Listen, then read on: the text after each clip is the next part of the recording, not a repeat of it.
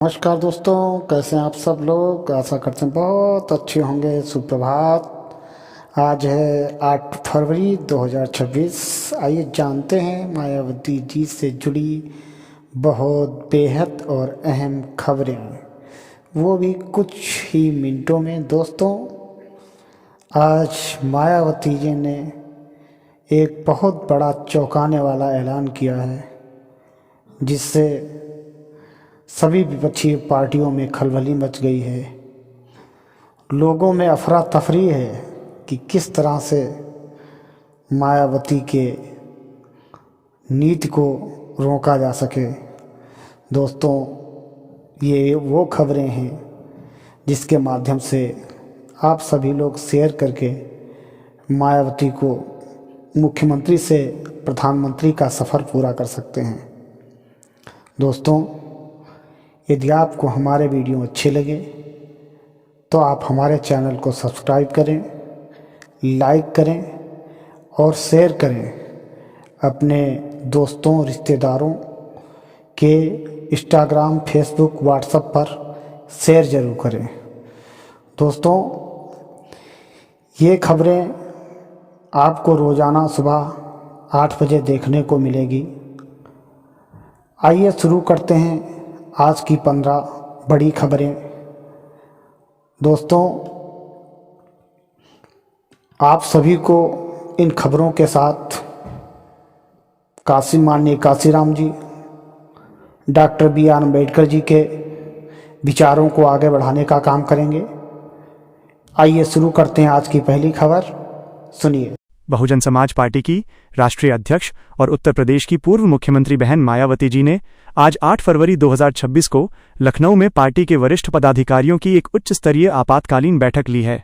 इस बैठक का मुख्य उद्देश्य 2027 के उत्तर प्रदेश विधानसभा चुनावों के लिए जमीनी रणनीति को अंतिम रूप देना है। मायावती जी ने स्पष्ट कर दिया है कि बसपा इस बार किसी भी दल के साथ गठबंधन नहीं करेगी और अपने दम पर चुनाव लड़कर पूर्ण बहुमत की सरकार बनाएगी।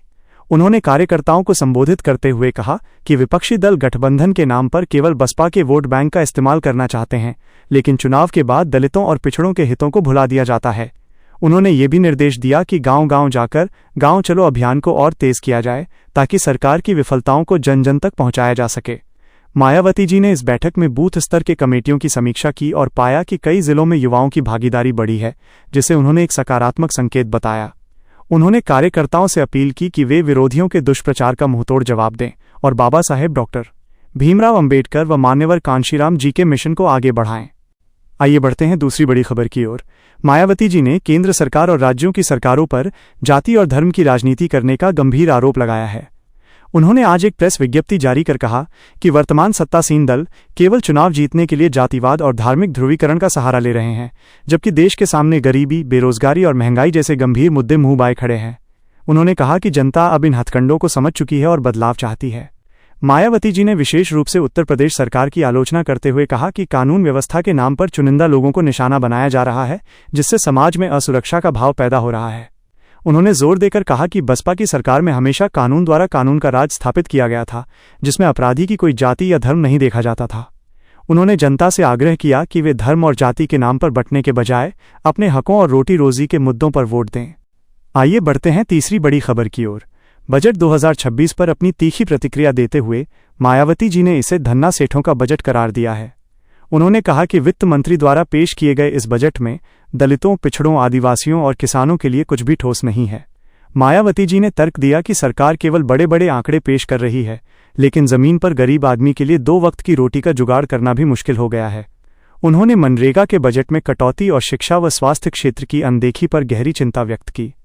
बहन जी ने कहा कि जब तक देश का बहुजन समाज आर्थिक रूप से सशक्त नहीं होगा, तब तक विकसित भारत का सपना केवल एक छलावा ही रहेगा। उन्होंने मांग की कि सरकार को विशेष आर्थिक पैकेज लाकर पिछड़े वर्गों के लिए रोजगार के नए अवसर सृजित करने चाहिए। आइए बढ़ते हैं चौथी बड़ी खबर की ओर। बसपा सुप्रीमो मायावती जी ने आज उत्तर प्रदेश की कानून व्यवस्था को लेकर योगी सरकार पर अब तक का सबसे तीखा हमला बोला है। बहन जी ने कहा कि प्रदेश में जंगल राज जैसी स्थिति पैदा हो गई है, जहां अपराधी बेखौफ हैं और आम जनता, विशेषकर दलित और कमजोर वर्ग के लोग डरे हुए हैं। मायावती जी ने कुछ हालिया घटनाओं का जिक्र करते हुए कहा कि सरकार केवल विज्ञापनों में जीरो टॉलरेंस की बात करती है, जबकि हकीकत में थानों और तहसीलों में भ्रष्टाचार का बोलबाला है। उन्होंने चेतावनी दी कि अगर दलितों और अल्पसंख्यकों के खिलाफ हो रहे अत्याचार तुरंत नहीं रुके तो बसपा पूरे प्रदेश में एक विशाल विरोध प्रदर्शन करेगी। बहन जी ने स्पष्ट किया कि उनके शासनकाल में जिस तरह कानून का राज चलता था, आज उसकी कमी जनता को सबसे ज्यादा खल रही है। उन्होंने मांग की कि फर्जी एनकाउंटर बंद किए जाएं और असली गुनहगारों को जेल की सलाखों के पीछे डाला जाए। आइए बढ़ते हैं पांचवी बड़ी खबर की ओर। मायावती जी ने आज युवाओं और बेरोजगारों के हक में एक बड़ी घोषणा की है। उन्होंने कहा कि उत्तर प्रदेश में खाली पड़े लाखों सरकारी पदों को भरने के लिए सरकार पर दबाव बनाया जाएगा। बहन जी ने आरोप लगाया कि पेपर लीक की घटनाओं ने प्रदेश के होनहार युवाओं का भविष्य अंधकार में डाल दिया है।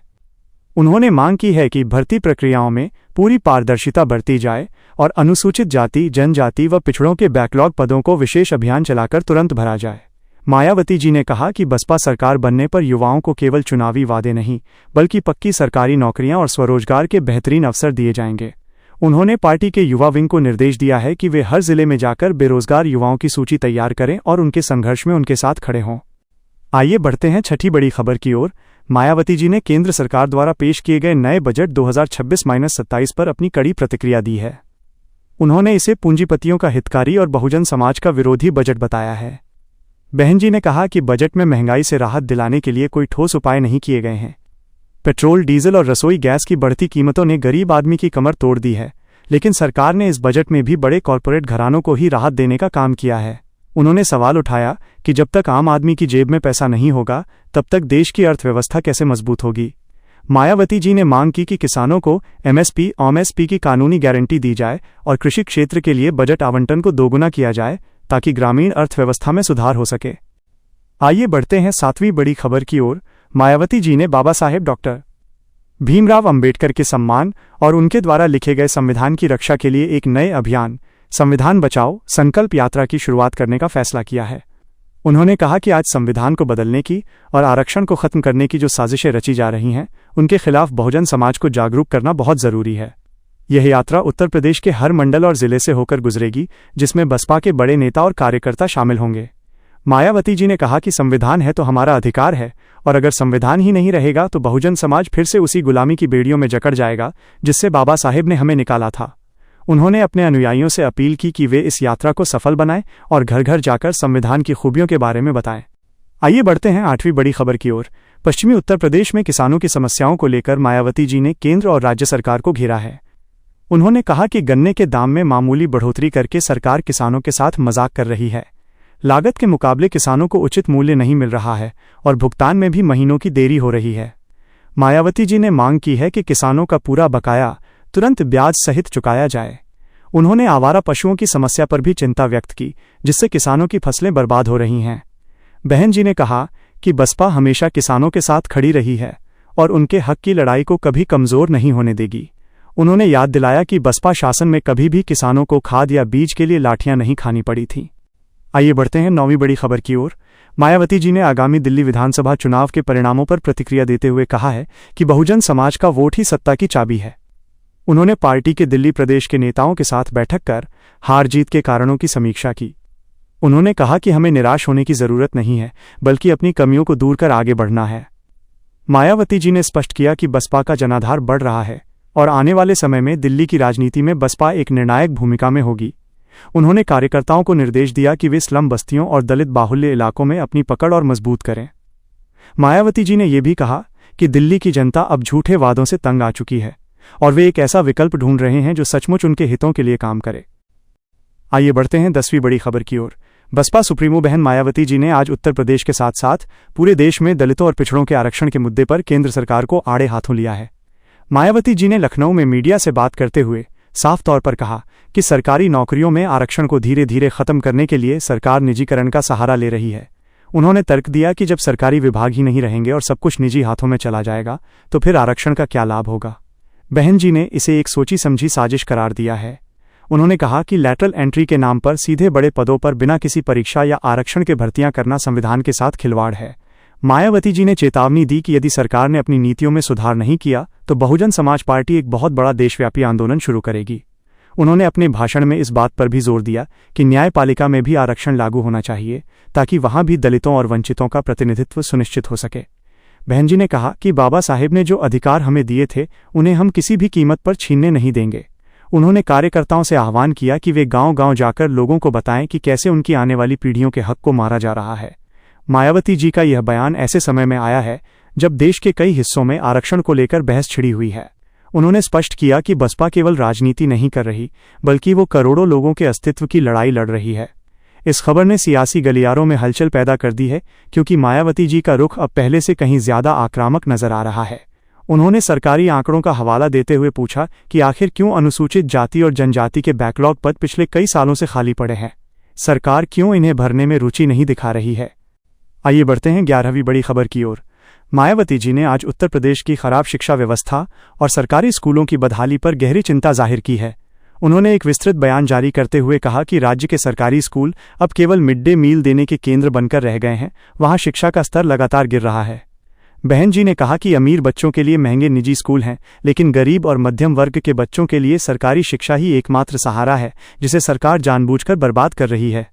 उन्होंने आरोप लगाया कि शिक्षकों की कमी और स्कूलों के खराब बुनियादी ढांचे की वजह से बहुजन समाज के बच्चे शिक्षा के क्षेत्र में पिछड़ रहे हैं।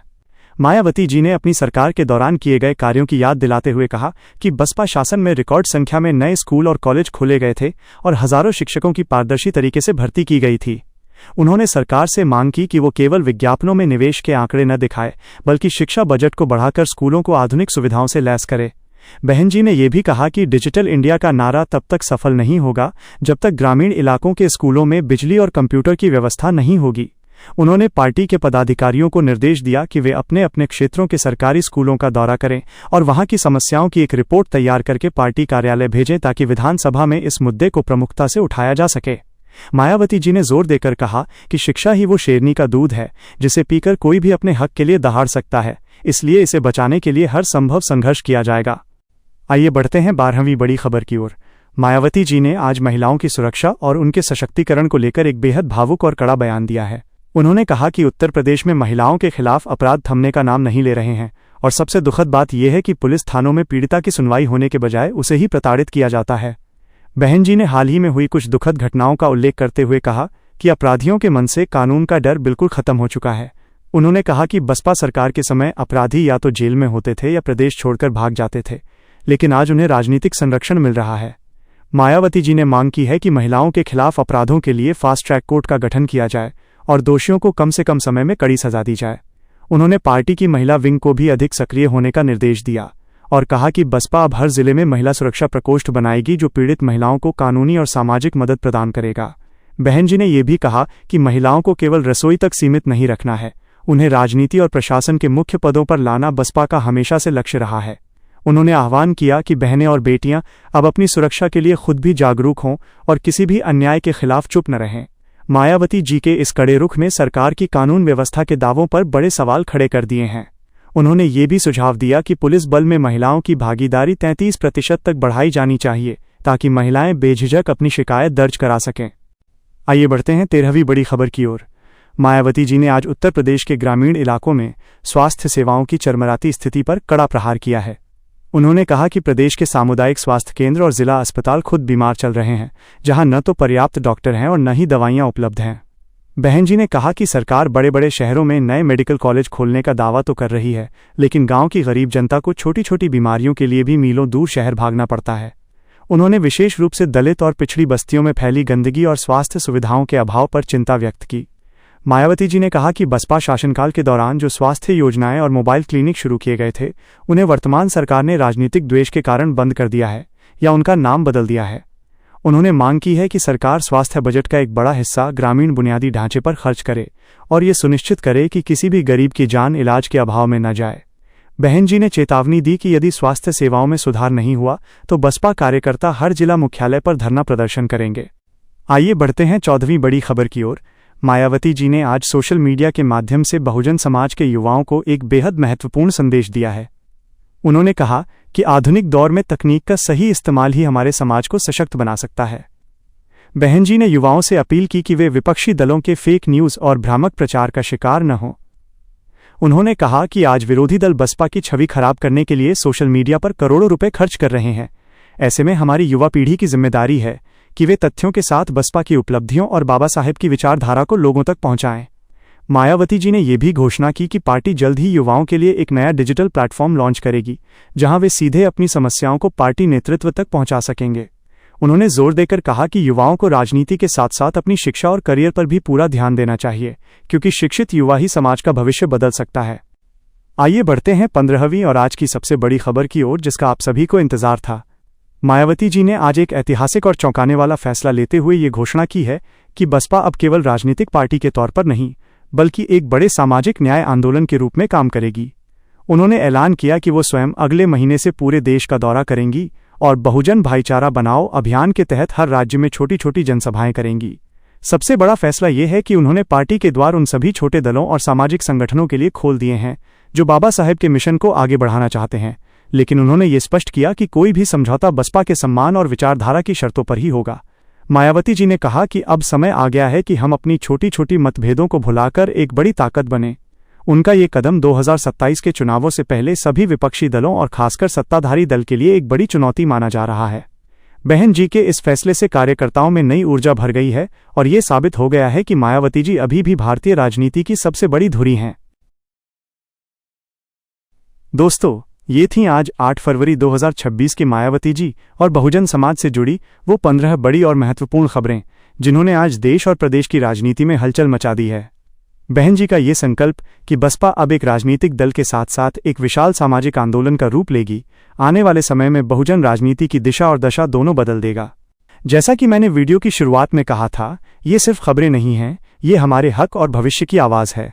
अगर आप भी चाहते हैं कि बहुजन समाज का मान सम्मान इसी तरह बना रहे और बहन जी की आवाज़ हर घर तक पहुंचे, तो इस वीडियो को ज़्यादा से ज़्यादा शेयर करें। चैनल को सब्सक्राइब करना बिल्कुल न भूलें और वीडियो को लाइक करके अपनी एकजुटता दिखाएं। कमेंट बॉक्स में पूरे जोश और गर्व के साथ अपनी भावनाएं लिखें। बीएसपी बहन मायावती जिंदाबाद। याद रखिएगा, हर सुबह 8 बजे हम इसी तरह ताज़ा और बड़ी खबरों के साथ आपसे मिलेंगे, ताकि आप राजनीति की हर बड़ी हलचल से अपडेट रह सकें। आज के लिए बस इतना ही, कल सुबह फिर मिलते हैं। तब तक के लिए आप सभी को जय भीम, जय भारत।